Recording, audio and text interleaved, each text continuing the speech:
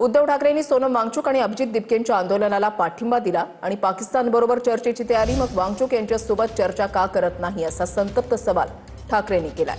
मुलांच्या आत्महत्या पण सरकार धर्मेंद्र प्रधान यांना डोक्यावर घेऊन नाचतंय असं ठाकरेंनी म्हटलंय। मोदी दिल्लीमध्ये असूनही सोनम वांगचुक यांच्या भेटीसाठी का जात नाहीत असा सवाल उद्धव ठाकरेंनी केलाय। कालच्या मे महिन्यामध्ये एक स्टेटमेंट दिले त्यांच्या त्या होसबळेंनी की पाकिस्तान बरोबर चर्चा केली पाहिजे, पाकिस्तान बरोबर। आणि मोहन भागवतना विचारले तर मोहन भागवत म्हणतात की होय बरोबर आहे, हम हिटलर जैसे नहीं है। अहो भागवत साहेब, हे हम हिटलर जैसे नहीं है तुमच्या मोदींना सांगा।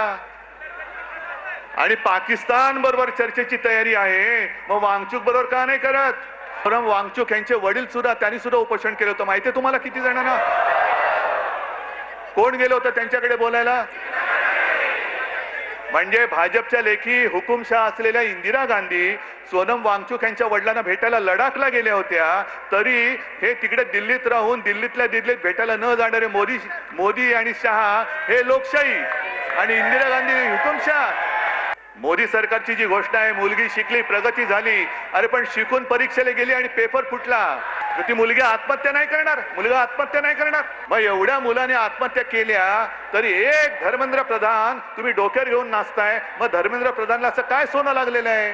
अण्णांच्या वेळेला जसं मनमोहन सिंग सरकारने लगेच 4-5व्या दिवशी दूध पाठवला होता, का नाही पाठवला मोदी सरकारने? एक तर शिक्षणाचा, स्वतःच्या शिक्षणाचा पत्ता नाही, त्याच्यामुळे शिक्षणासाठी किती मेहनत करावी लागते हे यांना माहिती नाही। अभ्यास म्हणजे काय असतं हेच जर माहिती नाही तर अभ्यास करून परीक्षेला जाताना पेपर फुटल्यानंतर काय होतं या यातना होणार कशा? ना आता डिग्री खरी का खोटी हा सुद्धा प्रश्न आहे। 20 दिवस 22 दिवस सोनम वांगचुक हे उपोषण करतायत, हंगर स्ट्राईक करतायत। ते कोणासाठी करत आहेत? या देशासाठी करत आहेत, या देशाच्या विद्यार्थ्यांसाठी करत आहेत।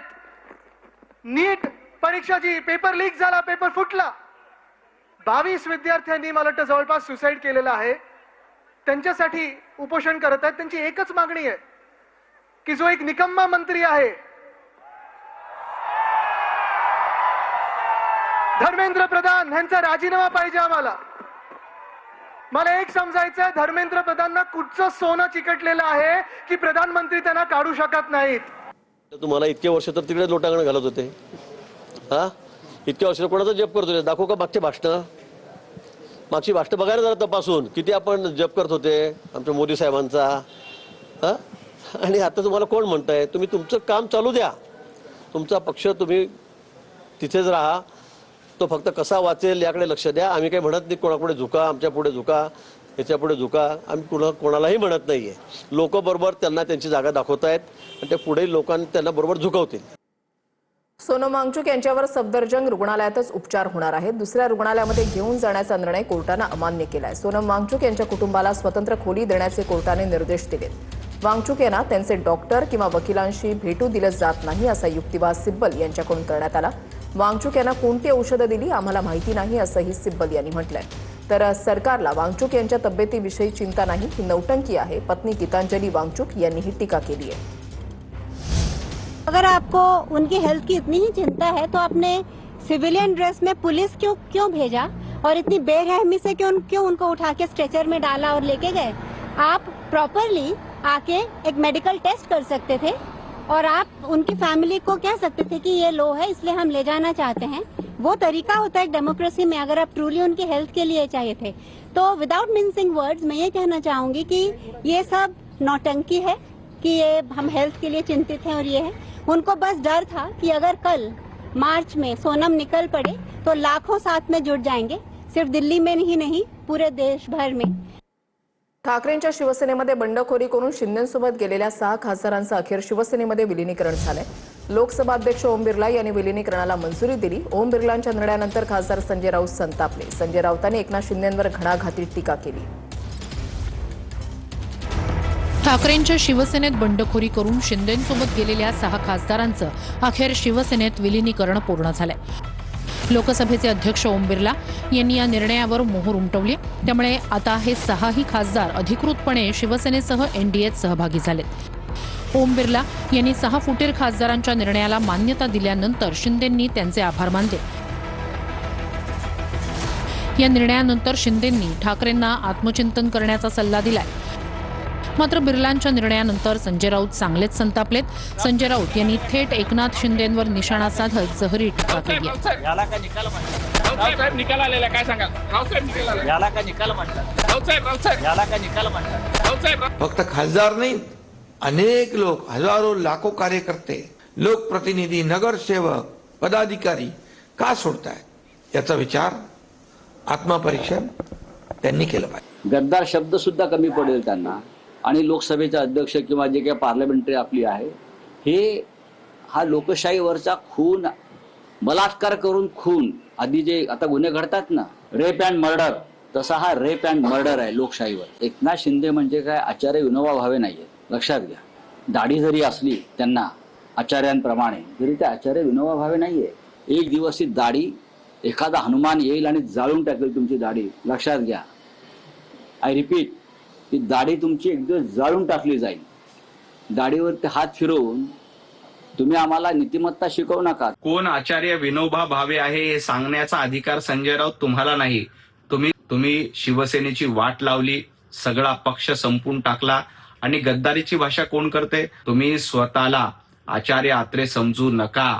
आमच्या मुद्द्यावर त्यांनी सुरुवातच अशी केलेली आहे की 6 जणांना आम्ही ॲफिलेशन मान्य देते आणि त्या ॲफिलेशननुसार, आता ॲफिलेशन हा शब्द कुठेही कायद्यात नाही ना, की कुठल्या तरी पक्षाला ॲफिलेट होणं, मर्जर, टू थर्ड, हे सगळं त्याच्यामध्ये आहे.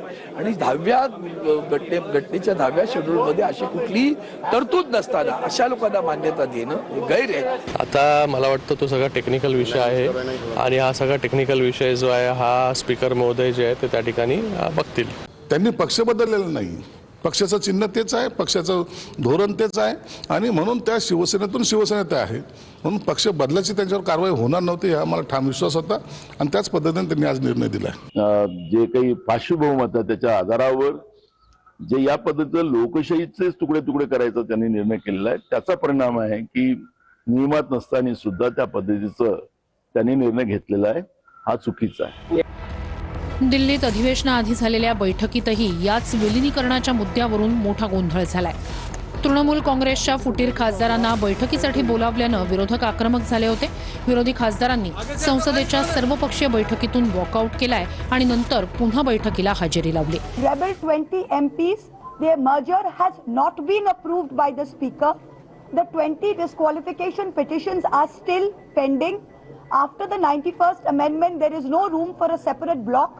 So on what grounds did the Parliamentary Affairs Minister extend an invitation to these 20 rebel MPs and how are they attending this meeting? We have registered our strong protest and walked out. Trinamool काँग्रेसची संख्या 28 लिहिली आणि खाली लिहिलं 20 जण जे आहेत त्यांना वेगळी बसण्याची व्यवस्था करण्यात आलेली आहे. ते ज्या पक्षात गेले तो पक्षच पुढे अस्तित्वात आहे की नाही माहिती नाही. त्यामुळे आता याच मुद्द्यावरून संसदेत पावसाळी अधिवेशनही गाजण्याची शक्यता निर्माण झाली आहे. उद्यापासून संसदेच्या पावसाळी अधिवेशनाला सुरुवात होणार आहे. दरम्यान अधिवेशन काळामध्ये किंवा अधिवेशनानंतर केंद्रीय मंत्रिमंडळाच्या विस्तारावर चर्चा होण्याची शक्यता आहे. तसंच याच अधिवेशनामध्ये मतदारसंघ पुनर्रचना विधेयक पुन्हा आणण्याचीही शक्यता आहे. तसंच सोनम वांगचुक यांच्या मुद्द्यावरून विरोधक सरकारला घेरणार का, याकडे सुद्धा सर्वांचं लक्ष लागून राहिलंय. उद्यापासून संसदेचं पावसाळी अधिवेशन सुरू होणार आहे. 13 ऑगस्ट पर्यंत चालणारं हे अधिवेशन पहिल्याच दिवसापासून वादळी ठरण्याची शक्यता आहे. नीट पेपर फुटी प्रकरणात केंद्रीय शिक्षण मंत्री धर्मेंद्र प्रधान यांनी राजीनामा द्यावा म्हणून जंतर मंतरवर कॉक्रोच जनता पार्टीच्या आंदोलनामध्ये सोनम वांगचुक यांचं उपोषण सुरू होतं. दिल्ली पोलिसांनी काल त्यांना उपोषण स्थळावरून उठवून रुग्णालयामध्ये दाखल केलं. तिथेही त्यांनी उपचार घेण्यास नकार दिला असून उपोषण सुरू ठेवलंय. तर जंतर मंतरवर आता अभिजित दिपके यांनी उपोषण सुरू केलंय. या उपोषणाची केंद्र सरकारने कोणतीही दखल घेतलेली नाहीये. त्यामुळे कॉक्रोच जनता पार्टीतर्फे उद्या संसदेवर मोर्चा काढण्यात येणार आहे. याच मुद्द्यावरून उद्या विरोधक संसदेत सरकारला घेरण्याची शक्यता आहे. या अधिवेशनाच्या काळामध्ये किंवा अधिवेशन संपल्यानंतर केंद्रामध्ये मंत्रिमंडळाचा विस्तार होण्याची शक्यता वर्तवली जाते.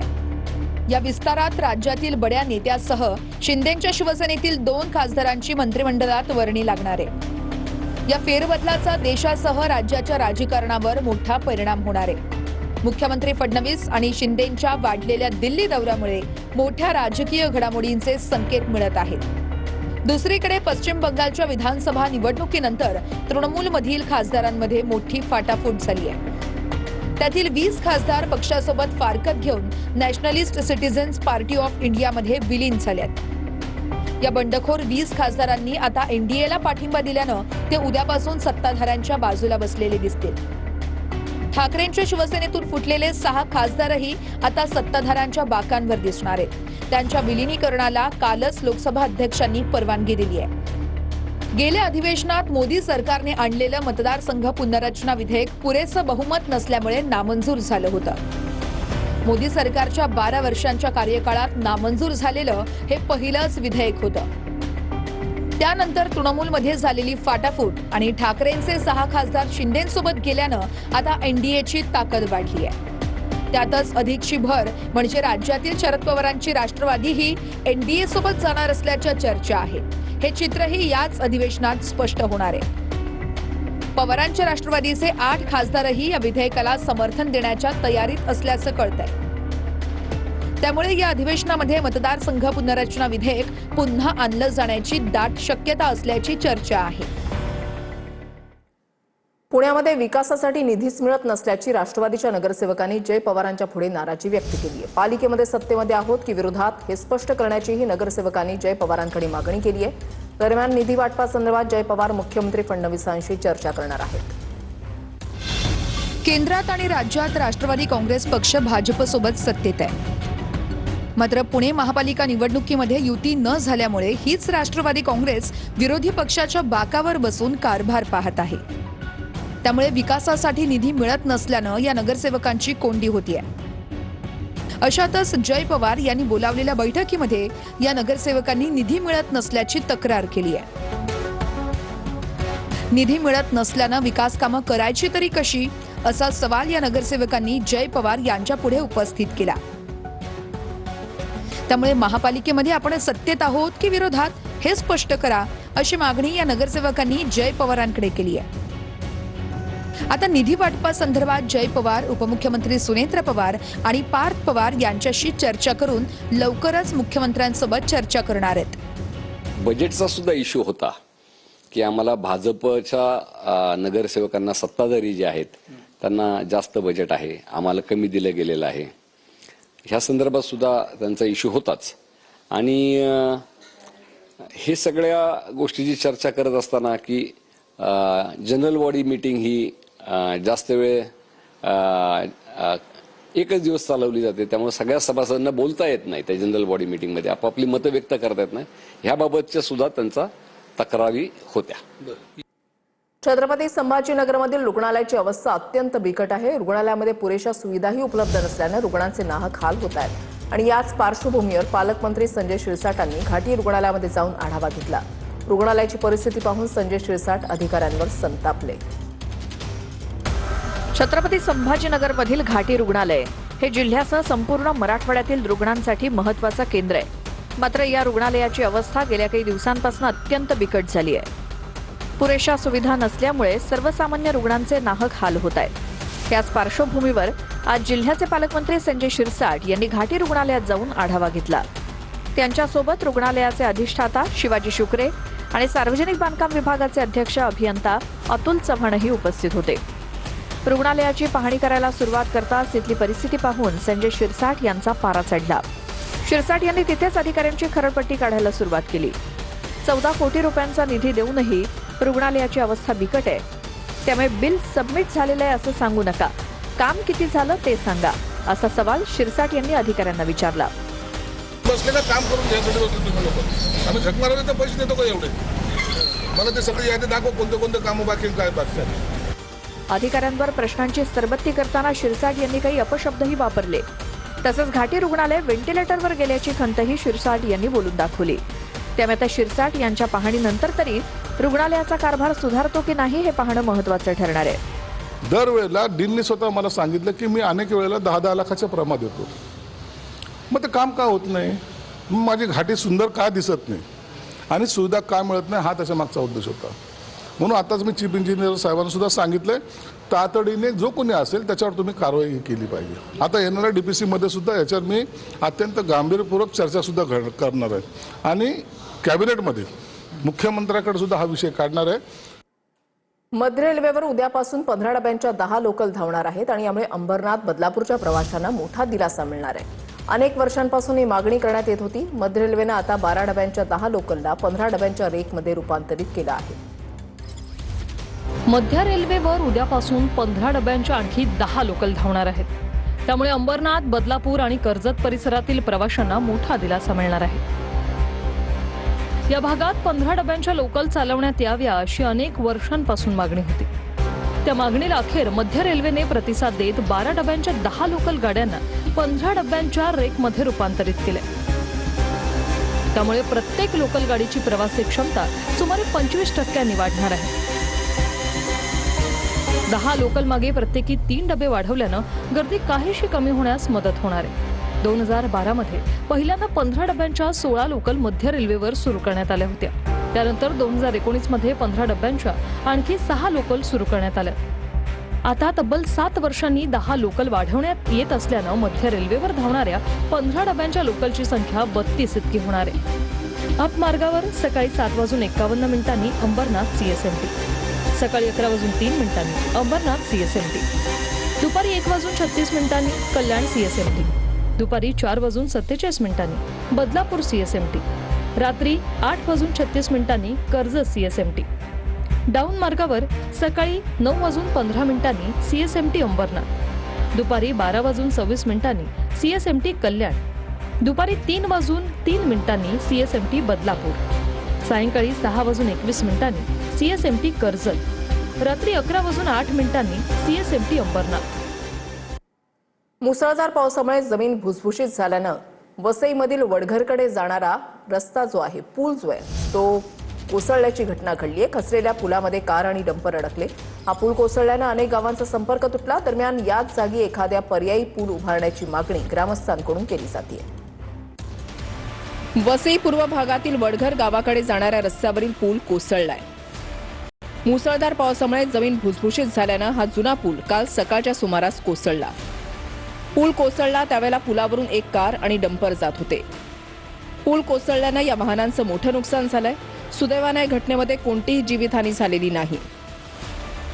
मात्र या दुर्घटनेमुळे वडघर, काळभोन आणि लेंडी गावांकडे जाणारा मार्ग पूर्णपणे बंद झालाय. त्यामुळे या परिसरात राहणाऱ्या 6,000 लोकांचा संपर्क तुटलाय. या परिसरात मोठ्या प्रमाणात डंपरची वाहतूक होत असते. या डंपरमधून क्षमतेपेक्षा जास्त वजन वाहून नेलं जात असल्याचा आरोप स्थानिकांनी या घटनेनंतर केलाय. तर म्हणजे आयवाटक हे जे प्रमाणापेक्षा जास्त अवजड मटेरियल, खडी किंवा दगड वगैरे घेऊन जातात. त्याच्यामुळे सगळे प्रॉब्लेम होतात. आणि या संदर्भात महसूल प्रशासन किंवा ग्रामपंचायत प्रशासन यांच्यावर वारंवार पत्रव्यवहार करून कुठल्याही प्रकारची दखल घेतली जात नाही. कोसळलेल्या पुलातून डंपर आणि कार प्रशासनानं तत्काळ बाहेर काढली. मात्र हा पूल नेमका कशामुळे कोसळला याची माहिती अद्याप मिळू शकलेली नाही. दरम्यान 6,000 लोकांचा संपर्क तुटल्यानं याच जागेवर एखादा पर्यायी पूल उभारावा अशी मागणी आता स्थानिकांकडून केली जाते. सुदैवानं यामध्ये जीवितहानी झालेली नाहीये. मात्र कशा पद्धतीने या ठिकाणी हायवा ट्रक फसलेली आहे हे आपल्याला चित्र आहे.